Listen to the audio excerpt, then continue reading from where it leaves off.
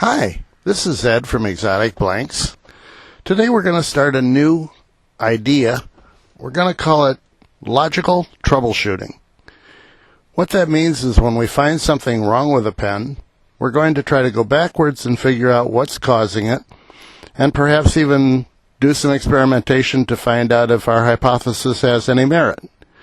So that's the concept, and this will be the first that probably will be in a series of videos that will try to approach this subject in a way that everyone can understand it, and we all become better pen turners and capable of solving some of the problems that come up when we're trying to make a pen.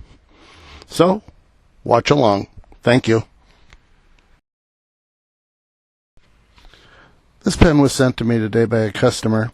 He said that as he tried to put the body, the red part, onto the pen, as he pushed farther and farther down onto the pen, it became more difficult to rotate that red part, in other words, to extend the refill and to retract the refill. So his deduction was that there was a problem in the fit between the top, or the brass tube, and the part that is the mechanism of the pen and the nose itself. Essentially, he felt that the gold part that sticks up was too fat, and therefore things were not engaging properly.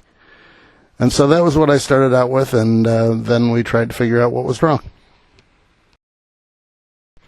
I have encountered this kind of problem before, and in the past I have always found that it is glue in the brass tube, from one glue, or sometimes the PR if it's a cast blank.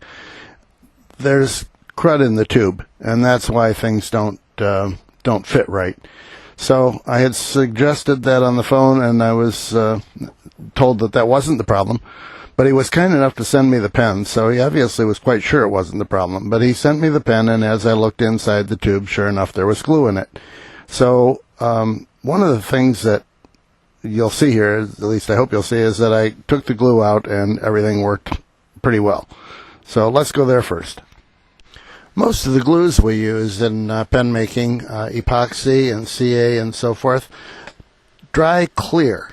So when you're looking in a tube to try to find out if there's anything in there, just looking at it is generally not going to give you the answer. The first thing I always do is I have a bunch of little pocket knives, pen knives, that are very, very small.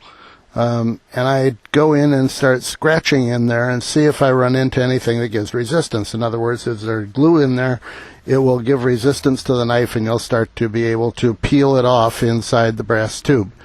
That tells you that, yes, indeed, there was something inside the tube, and that's what's causing your problem most of the time.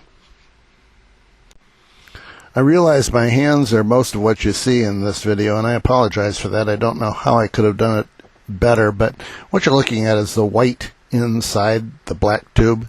That is the glue, and it was clear when I first looked at it. This is not the way that it was when I looked at it the first time. After you scratch it with a knife, that's when you start to see that there's actually glue in it, and you can pry it off and take it off of the tube, and that's what I did, and that resolved the problem.